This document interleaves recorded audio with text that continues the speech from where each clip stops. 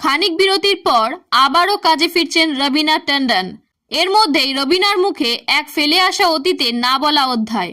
রবিনা টন্ডন এত বছরের কেরিয়ারে একটা শর্তে সারা জীবন অটুট ছিলেন, এখনো আছেন। তা হলো নো কিসিং পলিসি, অর্থাৎ অনস্ক্রিন কাউকেই তিনি চুমু খাবেন না। তবে একবার ঘটে যায় এক অঘটন, যে অঘটনের আফসোস আজও আছে এই নায়িকার। এক পুরুষ অভিনেতার ঠোঁট ছুঁয়ে যায় তার ঠোঁট, আর তাতেই মারাত্মক অস্বস্তিতে পড়েছিলেন তিনি। তার কথায় এখনো মনে আছে, এক অভিনেতার সঙ্গে ধস্তাধস্তির এক দৃশ্য শুট করছিলাম আমি।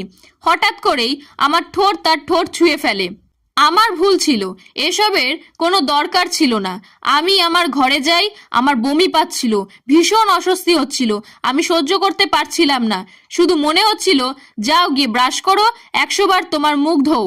না, অভিনেতার নাম নেননি তিনি।